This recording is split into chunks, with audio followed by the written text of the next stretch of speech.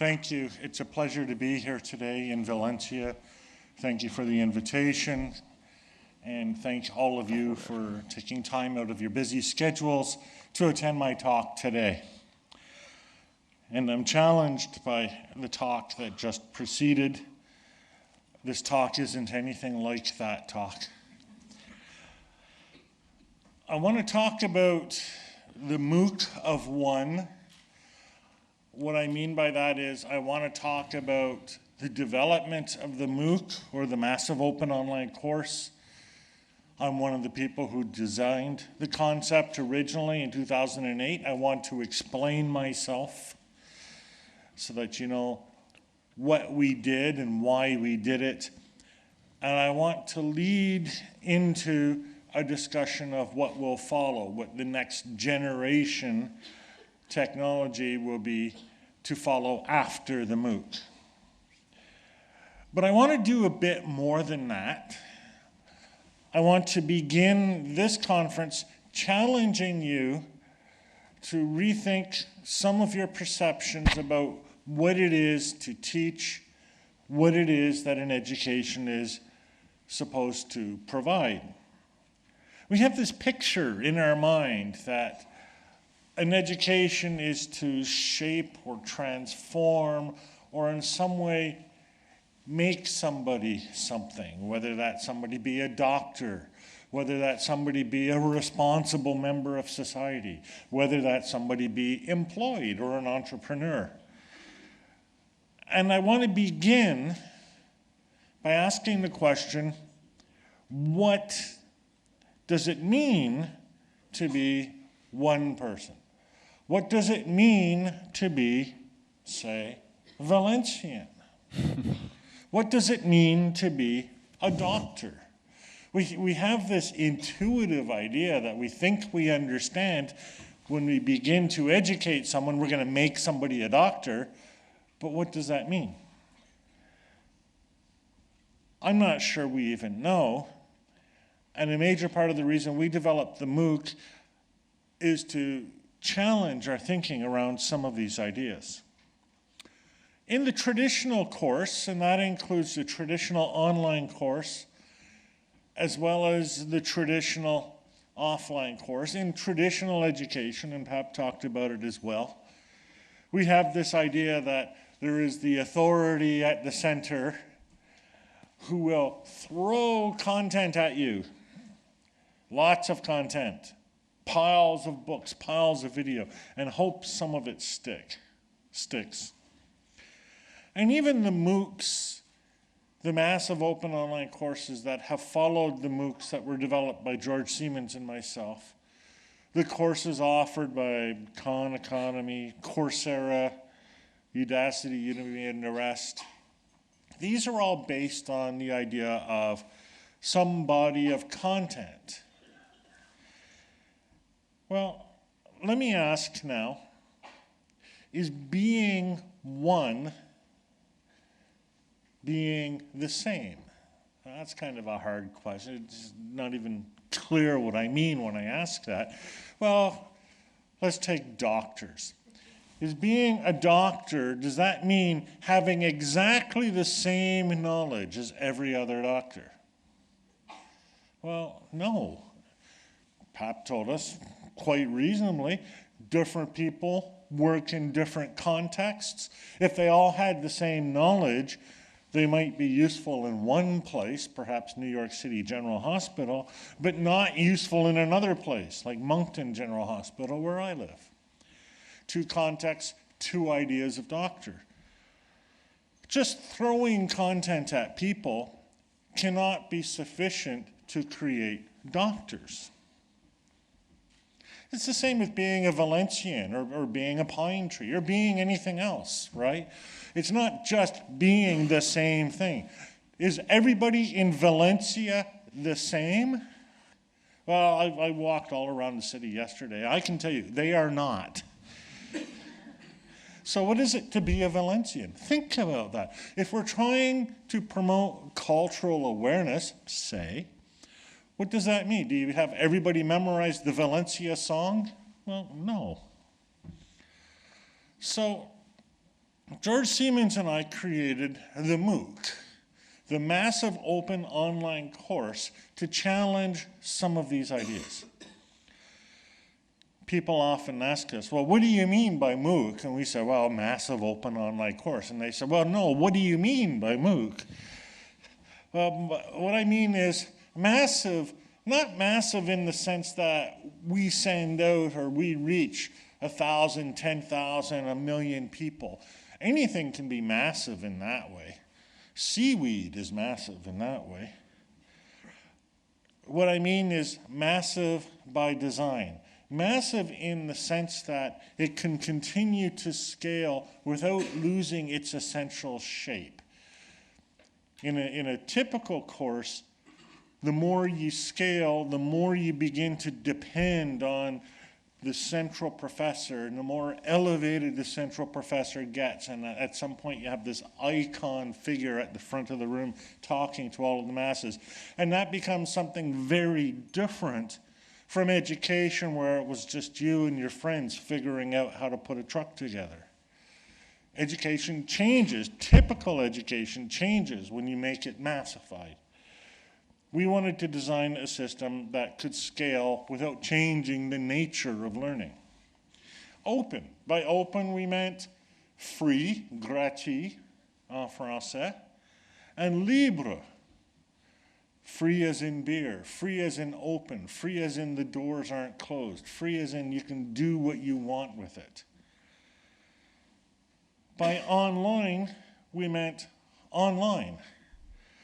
And the reason why we meant online is because we understood that if we required somebody to actually physically attend our classroom, that people in Africa and people in India and people in Europe would not be able to take our course, and we wanted them to.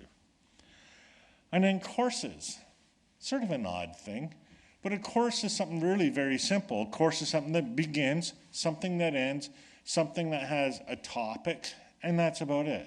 You might ask, well, why courses? Why not communities, video collections, whatever?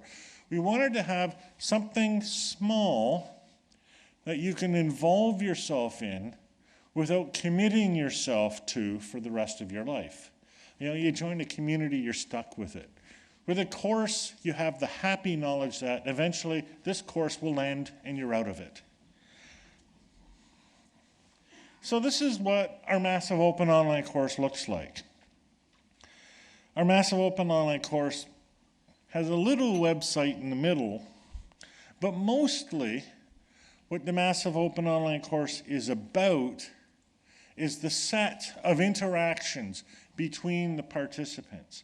And what we've done very deliberately in our open online courses is to create this kind of network structure so that the promotion of information, the distribution of content is a very, very minimal part of what the online course is. We've done a number of courses in this model.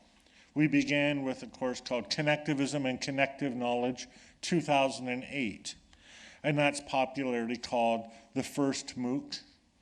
It became massive only by accident. We set it up. We expected about 22 students. We got about 2,200 students. We were very surprised by this, particularly since the topic isn't exactly widely popular. I mean, connectivism and connective knowledge, who signs up for that? Yeah. Artificial intelligence, yeah, I can get it, but we did more courses. We did one called Personal Learning Environments, Networks, and Knowledge, Plank. George named that course. I had nothing to do with it. We had a 30-week marathon course called Change, in which we learned that 30 weeks is too long to have a massive open online course.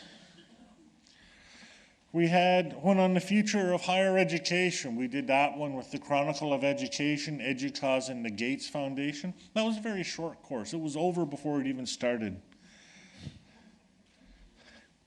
Right now, we've just, in the past week, launched a course in French.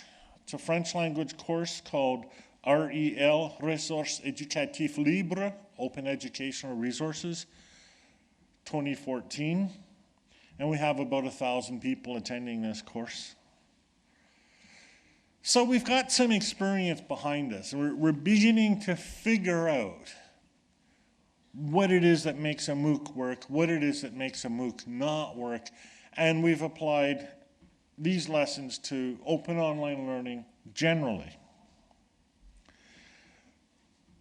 One of the things I've learned to expect in the first week of every single course that we offer are complaints. Oh, so many complaints the first week. Reading this course is like reading a dictionary, they say. Or there's always someone, I can't find anything. Where's the nice, easy navigation? Or there's always someone, I don't know what to do. Tell me what to do. I don't know what to do. Tell me what to do. Always people complain, there's too much content to read. I said, well, pick something then and read that. No, there's too much content to read. No, just pick something. No, oh, yeah. And in a sense, I don't blame them. I get it. It's confusing, it's hard, it's awkward. Oh, it would be so nice if we just gave you a series of videos and told you, follow this path. Do this thing. This is the process, right? That's what we all want. Instead, we give them this. Look at that mess. That's the course that we designed out of the box. And then we told our students, our participants, as I prefer to call them, to take that and add on to that, however they wanted. We did not want to tell them what to do, so we had people create groups in Second Life. This was back in 2008. Second Life was still a thing. We had people create Google groups. In the REL course that's happening right now, there are Google groups set up. There's a Facebook group that's set up. There's a Twitter hashtag that people follow. People spin off and create their own communities, their own version of this course. I try to convince Robert, who's my partner, Robert Gregoire, in presenting this course. People never go to the website. And it's true, they don't go to the website. They're too busy taking the course to go to the website. But people want process, right? But let's think about that. Is that how we become one? Is that how we become a doctor? If we do the right things in the right order, that'll make us a doctor. Does that seem right? You know, there's a whole school of thought. There's multiple schools of thought out there in the world. In the history of philosophy, different ways of defining identity. Operational. You are such and such if you do this kind of operation in this way. Telephone operators are like that, right? Well, I guess they don't do that anymore. But there used to be people in telephone offices that connected lines for you, and they did everything very precisely in the right way. I show my age here. Sometimes people define somebody in terms of the function or the purpose or the similarity of method that they use.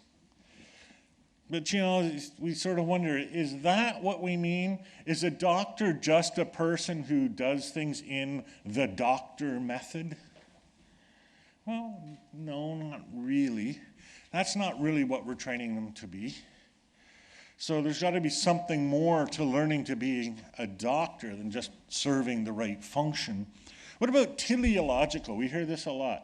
The course should have objectives, and if you satisfy those objectives, you will have thereby become a doctor, or a Valencian, or a pine tree, or whatever.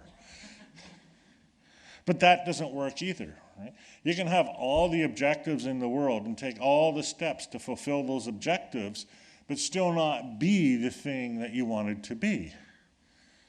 Why not? Well, I mean, philosophers have worried about this long before I have. There's a guy called Thomas Nagel. He looked at theories of identity based on operation or function or objective or goal. And he said these are empty because they miss the aspect of what it feels like. Well, I think that's pretty important, right? To be a Valencian is to feel like a Valencian, isn't it? I don't really know what that feels like because I know I'm not one. He wrote a paper, Nagel did, called What Is It Like to Be a Bat? It's really interesting because we could do everything a bat does and still not know what it's like to be a bat, because there's a certain sense in which it feels like something to be a bat. Well, and there's a whole basis for definitions of educational method based on feel like this. It's the idea of creating the experience of being such and such. You want to teach somebody to be a doctor? You create the experience of being a doctor. You want someone to be an entrepreneur? You create the experience of being an entrepreneur. That sounds very much like what we just heard. And there's a lot of merit and a lot of validity to that. And this is where we see theories like discovery learning and experiential learning coming into play. And I happen to think that there's a lot to the idea of having the experience. Thomas Kuhn, who wrote The Structure of Scientific Revolutions, when he asked, what is it to be a physicist? He said, well, it's not knowing a whole bunch of things. It's seeing and feeling the world in a certain way. It's knowing how to answer the problems at the end of the chapter. The problems at the end of the chapter never have anything to do with what's inside the chapter. If you've ever taken physics, you know what I mean. They are tests of a way of seeing the world, not just a reciting of facts. So yeah, I see that. So what is it to create a doctor? What is it to create a Valencian? Well, you create the experience. And I saw them doing that in Valencia yesterday. I walked around the city, and there they are. They're throwing firecrackers and a lot of firecrackers, and having celebrations and eating in the sidewalk cafes and great big pans of paella. And people are in the city learning what it's like, what it feels like to be Valencian. So, okay, we have that aspect, because it's a really important aspect in our MOOCs. The idea of creating this underlying network or layer of support that gives people the interaction and the experience that they need to have in order to feel like what it is to be such and such. Our first course, Connectivism and Connective Knowledge, 2008, it was about being an educational technologist. We love recursion. We're teaching people how to be like us. And so what we tried to do is create this experience of what it's like to be an educational technologist. And so we built the resources, and we have people create their own resources. We set this whole dynamic web up. And from a provider perspective, this all makes a lot of sense. If you're seeing this from the perspective of the institution giving the learning, we're really onto something here. We have the students create content. We have students who are receiving content. We have some course content that we're throwing into the mix. We have maybe events, recordings, all the elements there in our course of, well, a whole community, really. Our course could be Valencia. It isn't, obviously, but it could be. All the structures are there. The experiences, the ways of speaking, the conversation with each other, the doing things, the making things, the finding your path around the city, all of that. We've created the experience of being an educational technologist. That's what we tried to do in the course. There's not enough. It turns out our feelings are notoriously unreliable. I feel like I'm a doctor. I'm not. Think about personal identity. What makes you, you? Well, most people say, well, I feel like, I have my memories. I have my thoughts, my stream of consciousness. And of course, the first question that comes up is, well, what happens to you when you're sleeping then? Where do you go? The feeling of something disappears. Our memories go away. What happens to them when we're not having them? Do they no longer exist? Just simply our sensation of the experience is not enough. So we need to build more into it. Now I'm glossing over a lot here, but there have been, over the 20th century, two major approaches to this question, which I'll call the big answer and the small answer. And yes, I made those terms up at about 2 a.m. last night, and I'm very sorry. Now you know what I do the day before a talk. The big answer is this. We have the experience. So think of it as a movie screen or a computer screen, right? It's in my head. We have the experience. And what creates that experience is we turn the camera out into the world, and our experience is of the world. And so what we're doing as students is trying to make sense of that experience.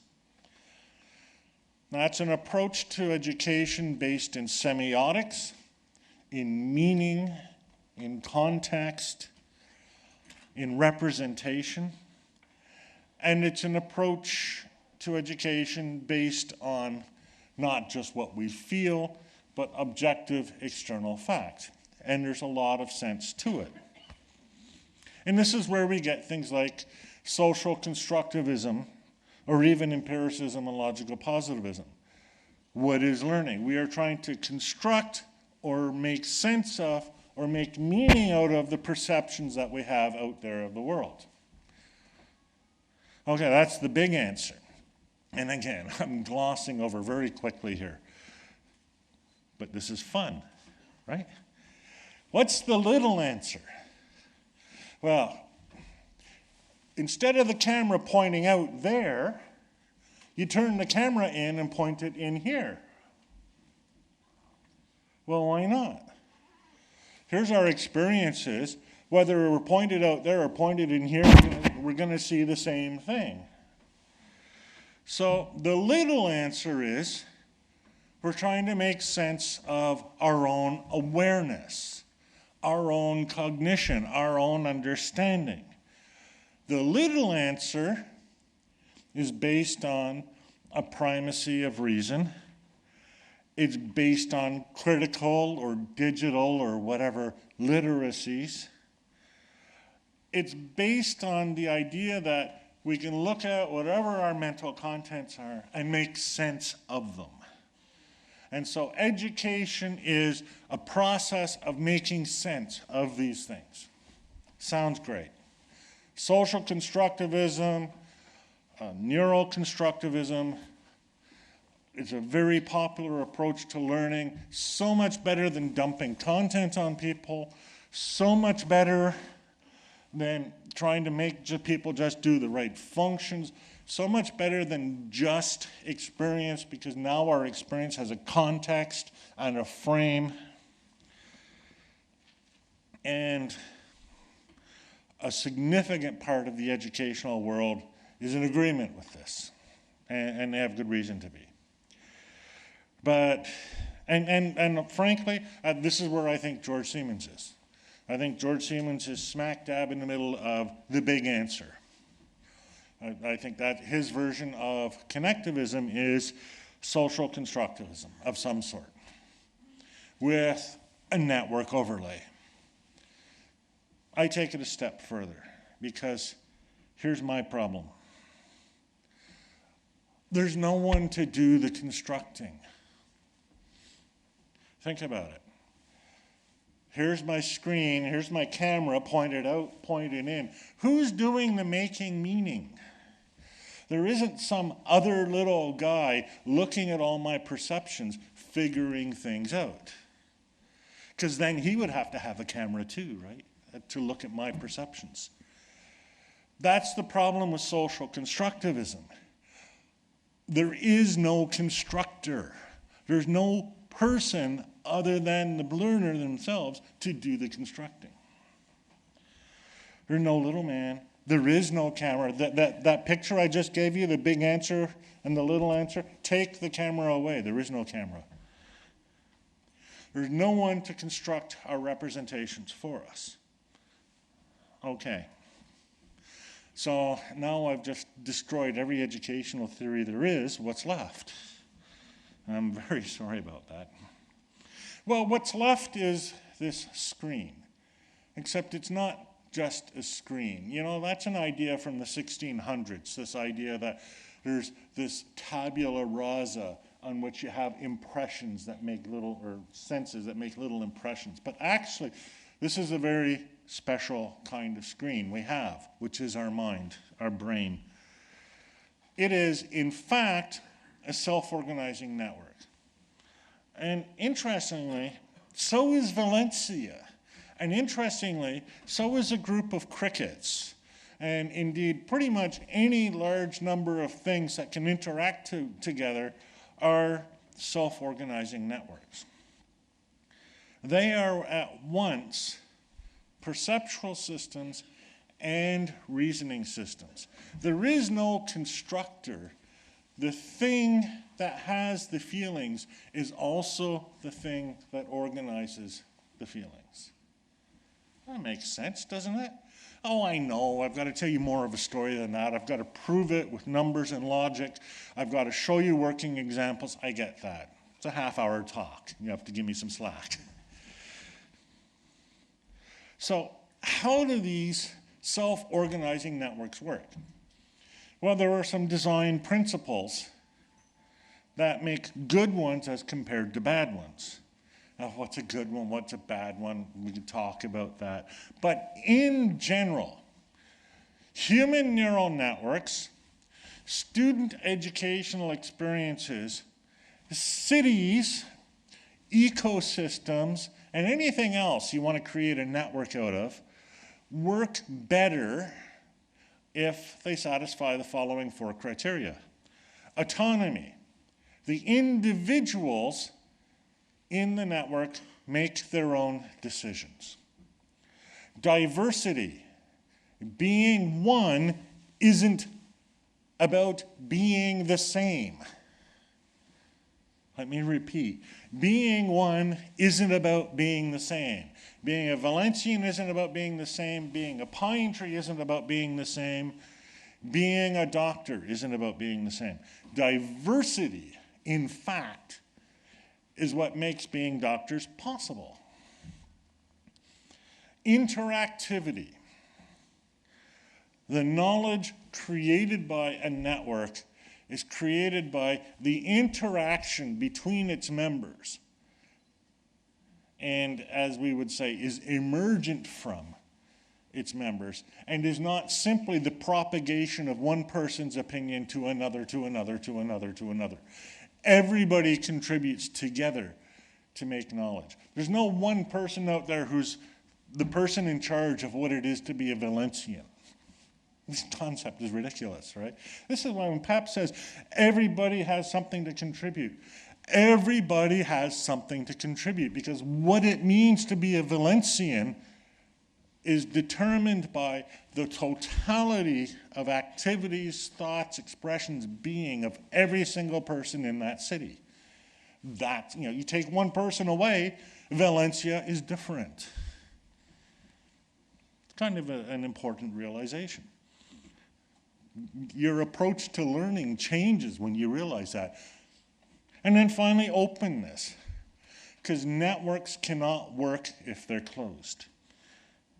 Networks cannot work if there are barriers to communication, if there are barriers to entry, if only some kind of messages are allowed. So these are the design principles.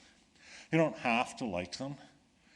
It's an empirical matter as to whether or not networks that have them function better. My proposition is, take a bunch of networks, test them against these principles. You will find that they work better if they instantiate these principles.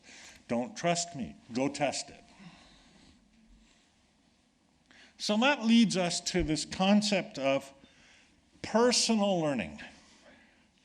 So what is personal learning? Well, we talked about a MOOC, talked about open online learning, all of that.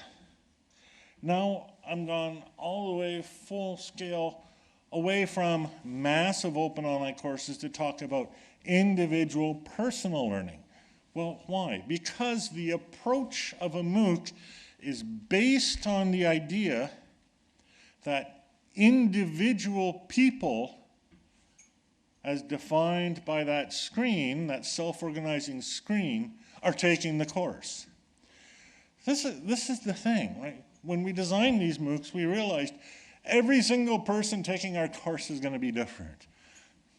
They want, some of them use Internet Explorer, some of them use Firefox, some of them use Opera, who knows why. Some of them even use Safari, and nothing works in Safari. Right? Different languages, different cultures.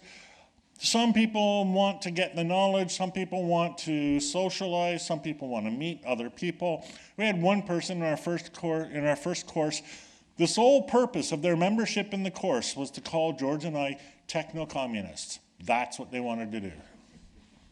Well, that's cool. They gave them their chance and they did that, and then everybody went on their way. So the whole idea of the MOOC, the way we built it, is based on the idea that each person is a self-organizing, perceiving, and reasoning system. No homunculus, no constructor of things. They are a self-organizing network that perceives and organizes those perceptions in a natural, automatic way, given that they are provided proper nutrition, diversity, openness, autonomy, and the rest. From the student's perspective, they're still green. Sorry. Okay, I'm just kidding. From the student's perspective, even if they're taking a MOOC, and reflect on your own experience here for a sec, they're at the center. And goodness, they might even be taking more than one MOOC at a time from different institutions at the same time. I know it's heresy, but they might be doing that. They might be communicating on WordPress or on Flickr, Delicious, posting videos on YouTube, but they're always at the center of their internet sphere. So that's basically how we, in developing the next phase, remember I promised a new technology after MOOCs? Well, here's what it looks like. It's really MOOC Mark II, but now we're telling the story from the perspective not of the education provider, but from the perspective of the individuals who are participating in the learning. We understand that they are perceiving and reasoning self-organizing networks. They will be coming into this with that capacity, but with those needs, and therefore what we're attempting to do, we're creating something called Learning and Performance Support System. I'm really sorry about the name. To provide that measure of support. In practical, concrete terms, technological terms, and I can only gloss over this. At the center is a personal learning record where a person keeps their learning records and everything related to do with their learning.